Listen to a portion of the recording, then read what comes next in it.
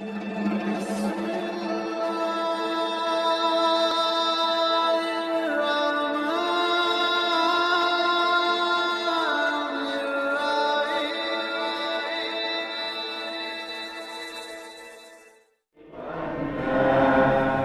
arhamna bil Qur'an waj'alhu lana imaman wa nuran wa hudan wa rahmah. Allahumma zakkirna minhu ma nasina wa 'allimna minhu ma jahilna warzuqna tilawatahu ana al-laili wa atrafan nahar waj'alhu lana hujjatan ya rabbal alamin. Bismillahirrahmanirrahim. Assalamualaikum warahmatullahi wabarakatuh. Alhamdulillahirabbil alamin wal 'aqibatu lil muttaqin fala udwana illa 'alal zalimin. Assalatu wassalamu ala asrafil anbiya'i wal mursalin wa ala alihi wa sahbihi rasulillahi ajma'in, amma ba'd. Qala Allah ta'ala fil Qur'anil Karim, na'udzu billahi minasyaitonir rajim. Wal yakhshal ladzina law taraku min khalfihim dzurriatan di'afa. Wa qala Rasulullah sallallahu alaihi wasallam at-taqwa hahuna wa asara ila sadri salasan. Ittaqullaha haqqa tuqatih wa la tamutunna illa wa antum muslimun. Saudara-saudaraku, kaum bapak dan kaum ibu yang dimuliakan Allah Subhanahu wa taala. Orang tua kami, para guru-guru kami, para alim ulama, cerdik pandai yang ada di Dusun Sopang, Desa Lereng, yang dirahmati Allah Subhanahu wa taala. Bersyukur kita kepada Allah Subhanahu wa taala, alhamdulillahirabbil alamin.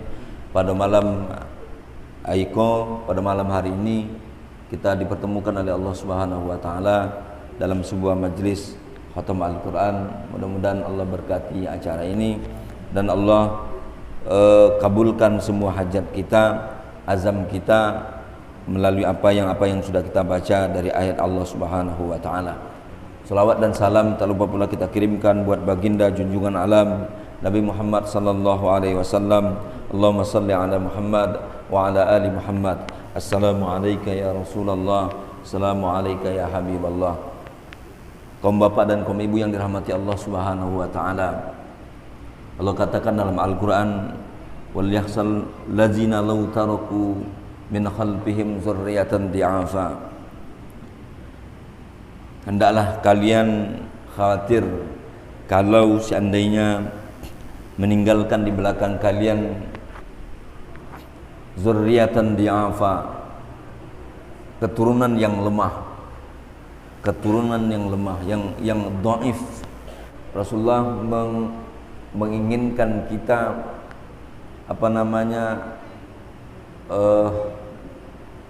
memegang agama ini dengan pegangan yang kokoh, pegangan yang kuat. Bahkan dengan, kalau Rasulullah ibaratkan, gigitlah agama ini dengan gigi gerahammu, gigi yang kuat, sehingga apa? Sehingga agama itu betul-betul menjadi senjata, menjadi teman, menjadi pelipur lara bagi kita. Kemudian Rasulullah juga mengatakan dalam hadisnya, at-taqwa hahuna, kata Rasulullah sallallahu alaihi wasallam, takwa itu letaknya di sini, kata Rasulullah. Letaknya sini, seraya wa asaro ila sadrihi, seraya memberikan isyarat ke dadanya, sampai dia memberikan isyarat itu sebanyak 3 kali. Maka oleh karenanya para ulama juga mengatakan bahwa al-iman bid'un wa sab'una syu'bah. Iman itu ada 70 cabang, 60 cabang, atau 70 cabang. Ahlaha, yang paling manis dari cabang-cabang itu adalah qaulu la ilaha illallah. Maka yang paling tinggi, yang paling manis, yang paling yang paling kuat, yang paling bernilai dari cabang-cabang itu adalah qaulu la ilaha illallah. perkataan la ilaha illallah, perkataan tiada Tuhan selain Allah, maka orang beriman tidak akan pernah kesepian, orang beriman tidak akan pernah galau, orang beriman itu tidak akan pernah gundah gulana. Ketika dia sendiri temannya adalah la ilaha illallah, ketika dia sendiri temannya adalah la ilaha illallah. Boleh yang fisiknya sibuk dengan dunia, tapi hatinya sibuk dengan kalimat la ilaha illallah. Dikala sendirinya dia temannya adalah la ilaha illallah. Mangkana akhiru, barang siapa yang akhir hayatnya adalah dengan kalimat la ilaha illallah, maka dakhalal jannah, kata Rasulullah. Maka tak ada balasannya kecuali surga. Bapak dan Ibu sekalian yang rahmati Allah Subhanahu wa taala, program menjadikan Al-Qur'an sebagai teman, itulah dia program yang hari ini bahkan udah menjadi program nasional. Ada dulu kita bahkan di dunia pendidikan juga ada gerakan membaca Al-Qur'an.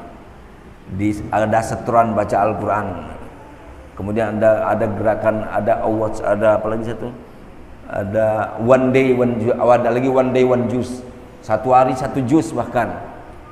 Nah, kerangka ini adalah mengembalikan bahwa mengajarkan kepada kita bahwa menjadikan Al-Quran sebagai betul-betul pedoman hidup, bukan hanya sebagai pajangan. Bagaimana sesungguhnya ketika Aisyah radhiyallahu anha ditanya, seperti apa sih sebenarnya Rasulullah itu? Seperti apa sih sebenarnya akhlak Rasulullah? Aisyah menjawab, kana ahlaku Al-Quran. Akhlak Aisyah itu adalah Al-Quran.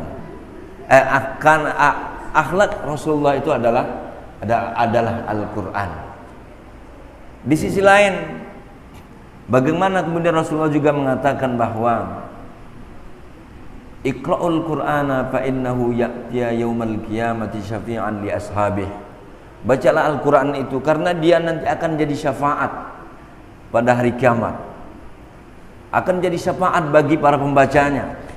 Dia akan datang menjadi penolong, menjadi teman. Kita tidak bisa mengelak nanti di hadapan Allah Subhanahu wa taala. Subhanallah. Ketika Allah mengatakan menghadirkan orang-orang yang super sibuk kesehariannya, ya, ketika kita ditanya kenapa kalian tidak baca Al-Quran, kenapa kalian tidak sholat, nah, di sisi lain kita katakan kita punya alasan, kita sibuk dan sebagainya.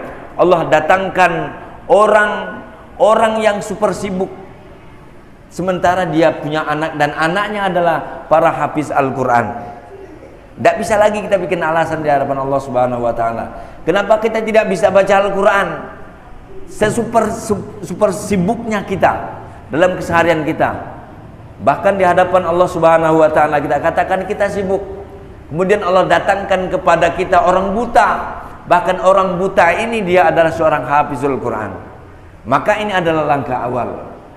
Bagaimana yang kita bacakan di mukadimah tadi, walau kana annal qura amanu wattaqau la fatahna alaihim barakatim minas sama'i wal ard.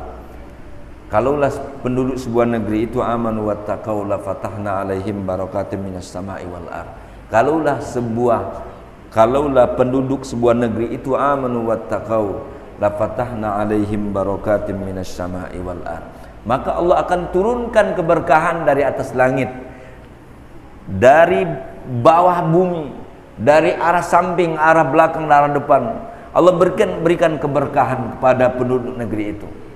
Oleh orang-orang ahli bahasa mengatakan la patahna itu disebut juga dengan la taukid yang bermakna sebuah kepastian. Nah, sebuah kepastian. Bapak dan Ibu sekalian yang dirahmati Allah Subhanahu wa taala, mudah-mudahan apa yang kita lakukan, apa yang kita baca, bahkan huruf demi huruf, ayat demi ayat, juz demi juz yang kita baca setiap pagi dan sore, malam dan petang, atau kapan kita punya kesempatan, Allah catat itu sebagai sebuah amal ibadah di sisinya. Amin amin ya rabbal alamin. Saya punya cerita. Cerita ini bermula dialog antara seorang kakek-kakek dengan cucunya. Apa kata kakek ini kepada cucunya? Wahai cucu, tolong ambilkan saya air ke sungai.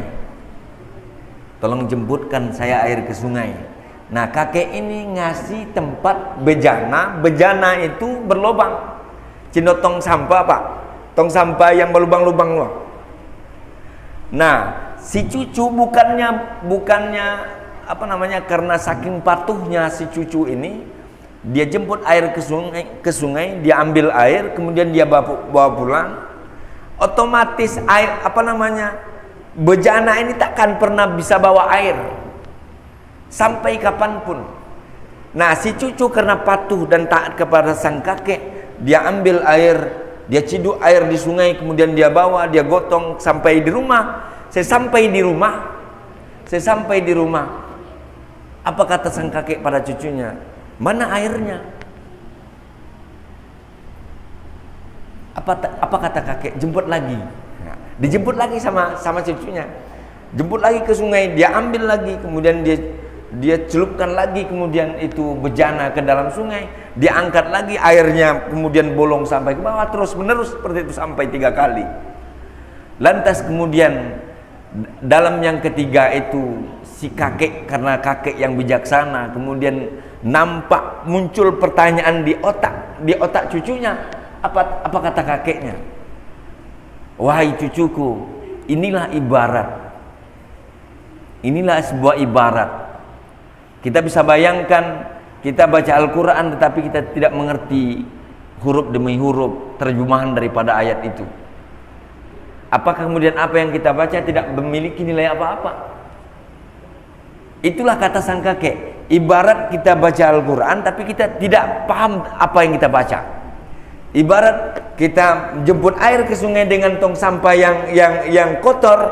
Nah, setiap saat ketika kita celupkan terus ke dalam sungai itu, lama kelamaan sungai tong sampah yang tadi kotor, bejana yang tadi kotor, karena diambil berulang-ulang, maka tong sampah itu akan jadi bersih. Apatah lagi kemudian apa yang kita baca itu kita mengerti. Apa yang kita baca kita mengerti. Nah, apa yang kita lantunkan kita mengerti. Dan hari ini tidak akan sulit kemudian, karena kita sudah disuguhkan Al-Quran dengan varian-varian yang sangat luar biasa. Ada tafsirnya yang bisa kita baca, ada terjemahan ayat per ayatnya, ada bahkan kalimat per kalimatnya yang sangat membantu kita dalam mempelajari kitab-kitab Allah Subhanahu wa taala. Kemudian yang terakhir, kisah nyata, kemudian ada seorang kakek. Dalam dulu ini terjadi kebetulan di Desa Pulau Gadang terjadi. Ya. Dulu ketika pemindahan PLTA Kota Panjang. Itu yang terjadi apa? Itu ada pembongkaran makam. Dan ini kejadian nyata. Yang kebetulan sipulan yang kemudian diangkat ini, dipindahkan ini adalah orang yang hari-harinya memang menjadikan Al-Quran sebagai teman hidupnya. Orang-orang yang menjadikan Al-Quran sebagai teman hidupnya. Bahkan ketika dipindahkan jasadnya masih utuh sama.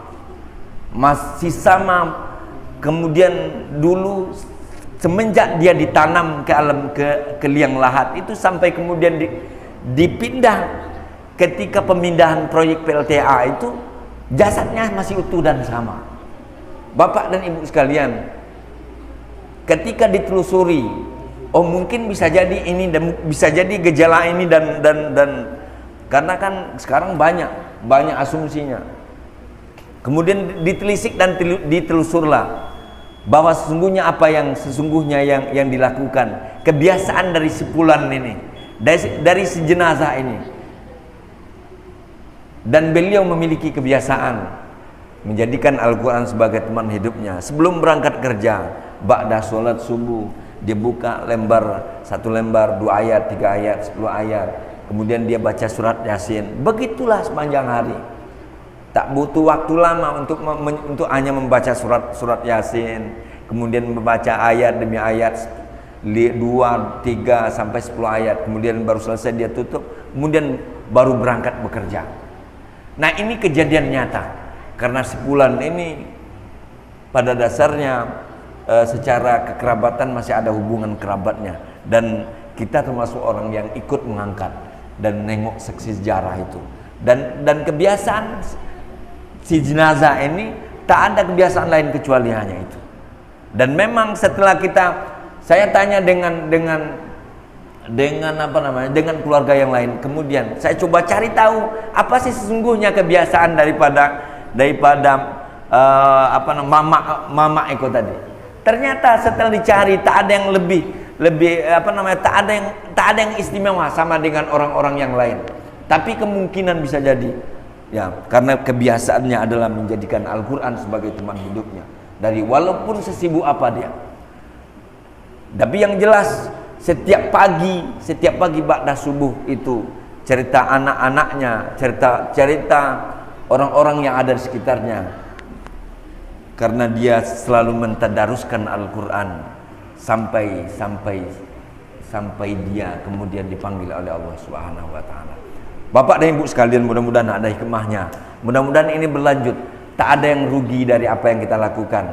Jujur saja saya baru temukan ini program dusun yang sangat luar biasa.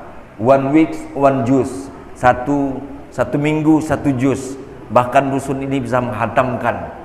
Nah, mudah-mudahan bisa dikembangkan, bisa banyak kelompok yang bisa kita buat sambil seraya membumikan ayat-ayat Allah ini.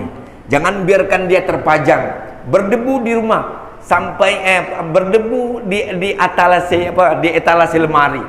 Maka sentuh ayat-ayat ini, baca kemudian ambil hikmah yang ada di dalamnya.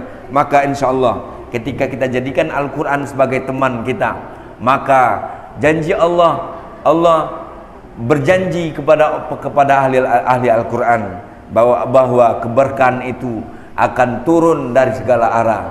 Maka pemungkasnya yang lebih utama adalah mengajak anak keturunan kita, karena inilah yang paling kita khawatirkan hari ini. Anak-anak keturunan kita jauh dari Al-Quran. Maka menjadi sebuah program yang sangat luar biasa bagi Dusun Sopang. Mudah-mudahan ini menjadi keberkahan tersendiri bagi Dusun Sopang. Kita berdoa kepada Allah Subhanahu wa taala, Allah berikan keberkahan yang sangat luar biasa untuk Dusun Sopang dan seluruh penduduk dusun ini. Amin amin ya rabbal alamin. Usikum wa nafsi bitaqwallah. Yang benar datangnya dari Allah Subhanahu wa taala, yang salah datang dari diri pribadi saya sendiri. Mohon maaf saya sampaikan kepada kita bersama, mudah-mudahan ada manfaatnya. Wallahul muwafiq ila aqwamit thoriq. Wassalamualaikum warahmatullahi wabarakatuh.